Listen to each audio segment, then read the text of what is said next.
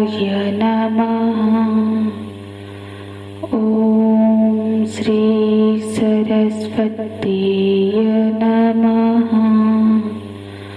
ॐ श्री गुरुभ्यो नमः। श्लोक 6 और 7 पाठ करेंगे। एतत् योनीनि भूतानि सर्वाणीत्युपधारय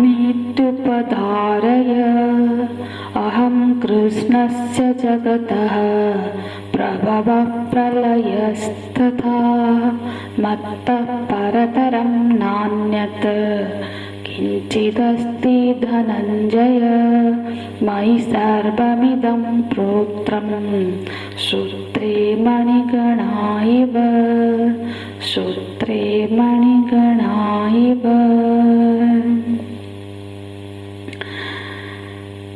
ययेदं धार्यते जगत्।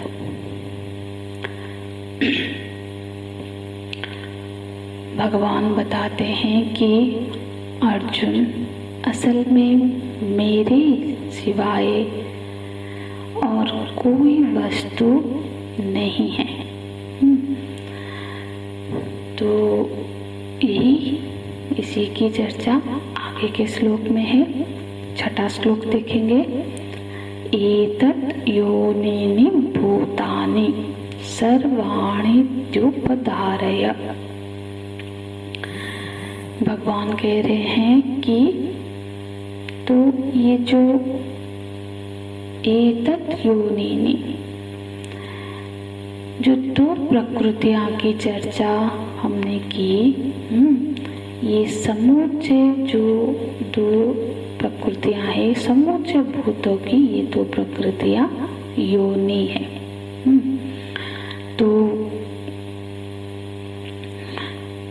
योनि है का अर्थ हमको ये समझना है कि ये जितने भी भूत है, सर्वाणि भूतानि, भूत मतलब सारे भूत है। भूत में माने ये जो समस्त दृश्यमान जो प्रपंच है, इसी को भूत बोल रहे हैं। पंच महाभूत का बना हुआ जो प्रपंच है, हाँ, तो इसको भूत कहा गया। भूत का अर्थ क्या होता है? मतलब ये जो प्रपंच है, जो पैदा होने वाला है, पैदा हुआ है, पहले हुआ, अब है और बाद में नहीं रहेगा, तो उसी का नाम भूत है। तो ये जो मैं मेरा है ना, इस संसार में ये जो मैं मेरा, ये क्या है? तो बोले ये भूत है। और मैं मेरे को छोड़कर जो असली चीज है, असल में जो ये मैं और मेरे से परे की जो चीज है, वो भूत नहीं है, वो परमात्मा है। तो भूत उसको कहते हैं जो चीज है तो नहीं, है नहीं लेकिन दिख रहा है और डरा रहा है, वही तो भूत होता है। तो वो तो असल में कुछ है ही नहीं, लेकिन डर उससे बहुत लग रहा है। दिखा बहुत भारी दिख रहा है, ठोस दिख रहा है।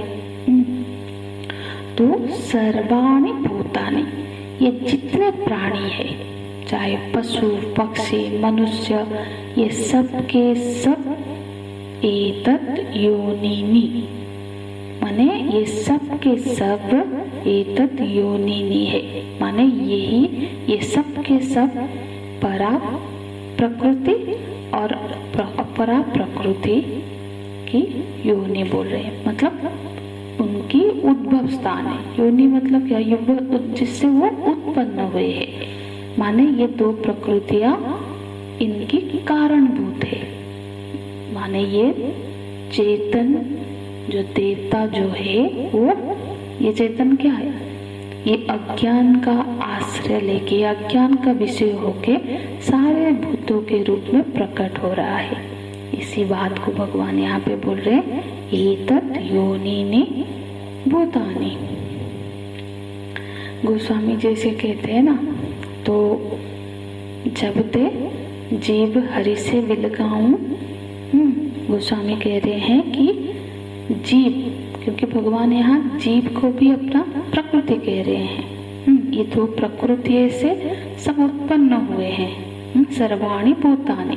तो ये जो जीव है, ये जीव भी भगवान की प्रकृति है। जीव को भी भगवान प्रकृति कह रहे हैं और अष्टधा जो जड़ सृष्टि है उसको भी प्रकृति कह रहे हैं। तो यहाँ पे गोस्वामी जी कहते हैं कि जब से जो जीव जो है वो जब से हरित विलगाव, जो भगवान से जब से वो अलग हो गया, अपने आप को अज्ञान के कारण, जब वो अपने आप को भगवान से, यहाँ हम बात करें ना चेतन से अज्ञान के कारण उत्पत्ति हुई, तो जो चेतन स्वरूप परमात्मा है उसी से जब ये जीव अपने को भगवान से अलग बिलगाव मानने लगा, तब से क्या हुआ, देह गेह निज जानिय। तो तब से वो क्या कर रहा है, इस शरीर को मैं, इस मेरा, ये घर मेरा, ये संबंधियों का, देश का, जो भगवान का था अब क्या हो गया, ये देह का, ये संबंधियों का, ये घर का बन गया। तो इसीलिए भगवान बोल रहे हैं जीव तो मेरी ही प्रकृति है। जीव को भी भगवान अपनी प्रकृति कह रहे हैं, माने जीव भी अनादि ही है, जीव का भी सृष्टि नहीं हुआ है, जीव भी अनादि है। और अष्टता प्रकृति भी अनादि है। जीव और अष्टता प्रकृति इन दोनों से मिलके ही ये सृष्टि बनी है। अष्टधा प्रकृति क्या है, जो जड़ रूप है। अव्यक्त महतत्व कैसे था, अव्यक्त महतत्व अहंकार पंचतन मात्रा है, ये जड़ प्रकृति हो गई। और जीव क्या है, चेतन प्रकृति हो गई। तो जड़ प्रकृति और चेतन प्रकृति इन दोनों से मिलके ही ये समूची सृष्टि बनी हुई है। इसीलिए क्या है, इसमें जो विविध रूप की सृष्टि बनी है, इसको ही भगवान योनि कह रहे हैं। ये दोनों प्रकृतियां ही ये समूचे सृष्टि की उत्पत्ति की मूल में है। इसीलिए इसको, क्योंकि इस दो प्रकृतियों को बाद दे देंगे तो सृष्टि है ही नहीं। तो यहाँ पे उसको बोल रहे सर्वाणि भूतानि, जितने भी प्रपंच है, सर्वाणि भूतानि, जितना भी प्रपंच है, ये सब की योनि ये दो प्रकृतियां ही है। ते उपधार, ये तुम जानो, ये जान लो। तो सृष्टि के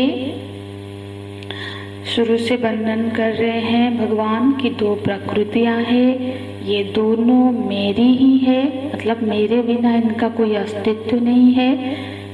और लेकिन ये दो प्रकृति अनादि है, इनका कभी आरंभ नहीं हुआ है, क्योंकि ये कारण रूप प्रकृति अनादि से, इसलिए सृष्टि को अनादि कहा जाता है।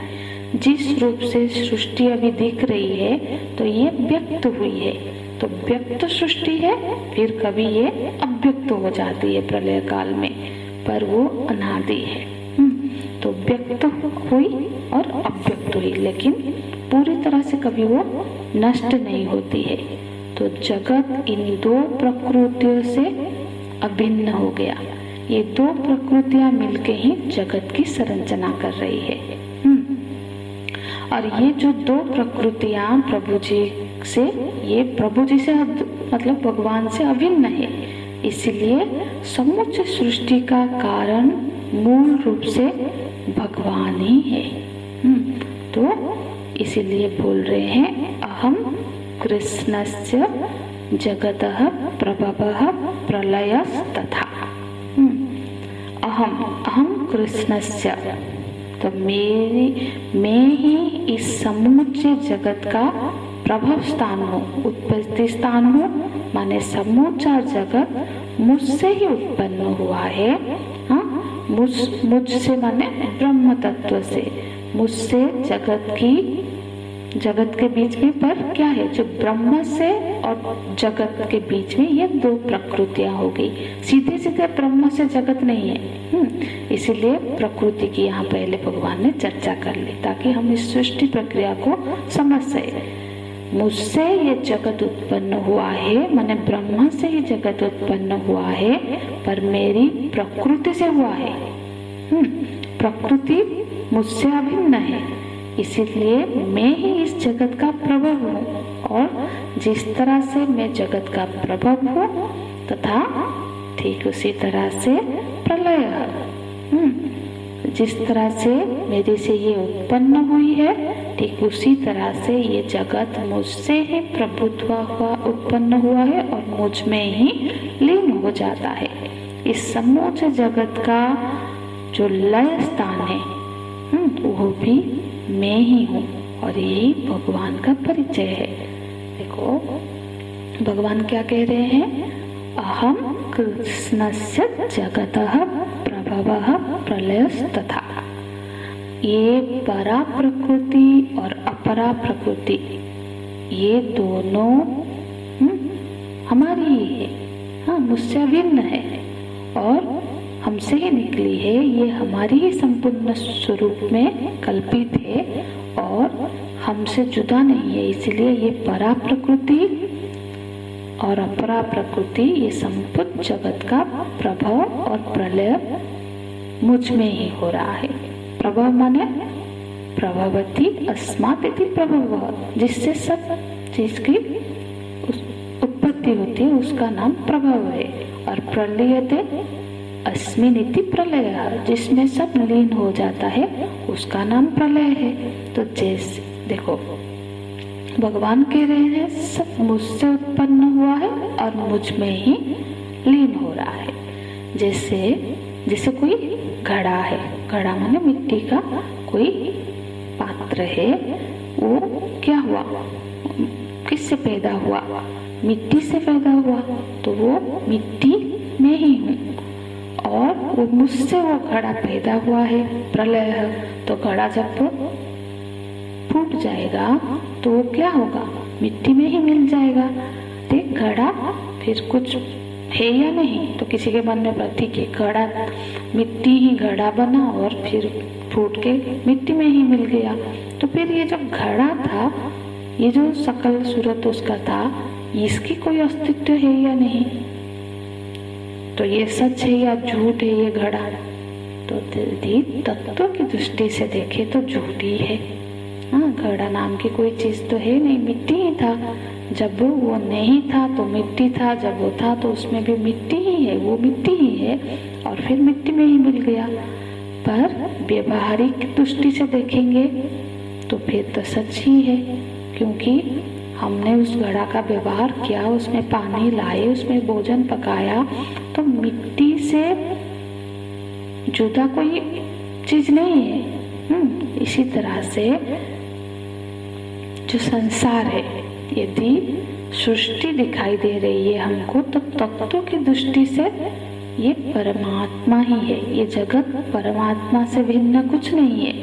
पर व्यवहारिक दृष्टि से इसमें दिख रहा है, पुरुष है, स्त्री है, पशु है, पक्षी है, हाँ सब अलग अलग है, सबके साथ अलग अलग तरह की व्यवहार हो रही है। तो व्यवहार की दृष्टि से अलग अलग होने पर भी तत्व की दृष्टि से क्या है, ये एक ही है, मतलब इसमें परमात्मा तत्व ही भरा हुआ है। वो कौन है, भगवान बोल रहे हैं वो तत्व मैं हूँ। हाँ अहम कृष्णस्य जगतः प्रभवः प्रलयस्तथा।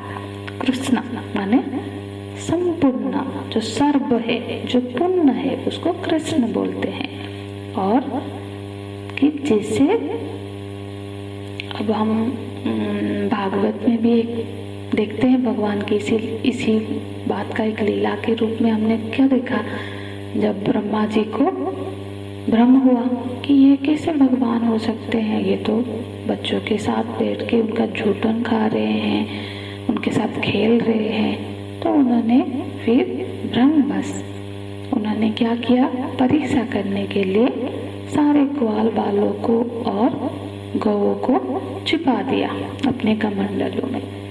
और भगवान ने क्या किया? कुछ नहीं किए। भगवान स्वयं ही फिर जितने ग्वाल थे, जितने मतलब ग्वालों के वस्त्र थे, उनके बांसुरियाँ थी, उनके भोजन के पात्र थे, वो सब था। क्योंकि सबको, जड़ और जीव, सब सारे दोनों को ही उन्होंने छुपा दिया था।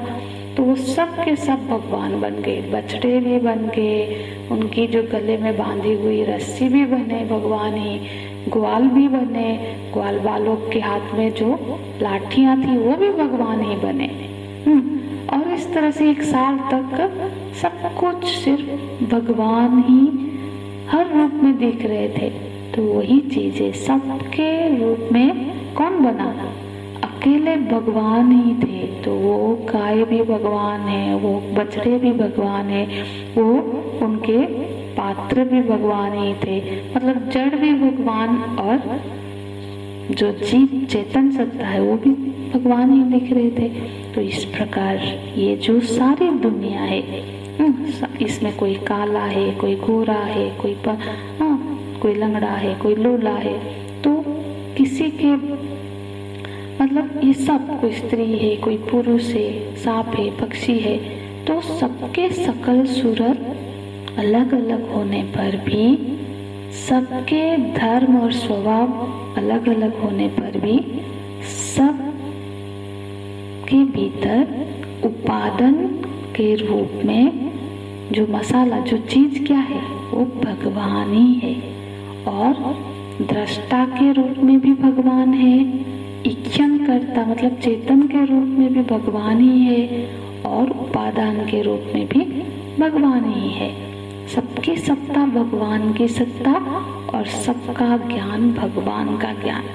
इसीलिए संसार में कहीं राग द्वेष करने योग्य कोई चीज है ही नहीं। जिससे हम द्वेष कर रहे हैं वो भी तत्वतः तो भगवान ही है ना। तो राग द्वेष रहित होकर सबको भगवत रूप अनुभव करो। यही बात भगवान आगे के श्लोक में बताते हैं, जो हम कल की कक्षा में चर्चा करेंगे। हरि ओम तत्सत्। ओम पूर्णमदः पूर्णमिदं पूर्णात् पूर्णमुदच्यते पूर्णस्य पूर्णमादाय पूर्णमेवावशिष्यते। ओम शांति शांति शांति। हरि ओम। श्री गुरुभ्यो नमः। हरि ओम।